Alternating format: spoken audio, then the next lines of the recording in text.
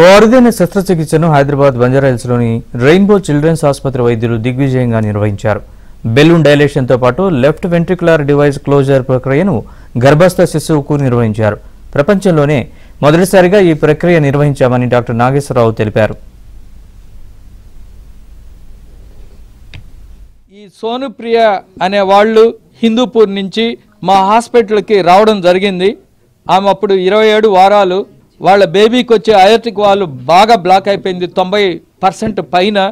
Heart function కూడా బాగా damage అయిపోయింది. సో అటువంటప్పుడు మేము ఏం చేసామంటే ఫీటల్ బెలూన్ అయోటిక్ వాల్వాటమీ, అంటే పుట్టక ముందే మనము వాల్వ్ని ఓపెన్ చేయాలా అని నిర్ణయించి బేబీకి అనస్థీషియా ఇచ్చి అల్ట్రాసౌండ్ గైడెన్స్లో మామూలుగా అయితే చిన్న నీడిలు వాడేవాళ్ళు ప్రపంచమంతా, కానీ మేము పెద్ద నీడిలు అంటే హార్ట్కి వచ్చి రంధ్రాన్ని క్రియేట్ చేసి ఆ రంధ్రంలో ఈ బెలూన్ పంపించి అయోటిక్ వాల్వ్ని ఓపెన్ చేయడం జరిగింది. కానీ ఆ రంధ్రం వల్ల హార్ట్ నుంచి రక్తము బయటికి లీక్ అయిపోయి హార్ట్ ఆగిపోయే ప్రమాదం ఉంది.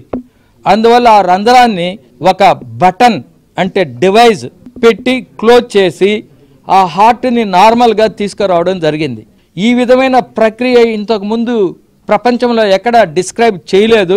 ఎందుకంటే ప్రపంచమంతా కలిసి 400 నుంచి 500 వరకు ఈ ప్రొసీజర్లు చేయడం జరిగింది.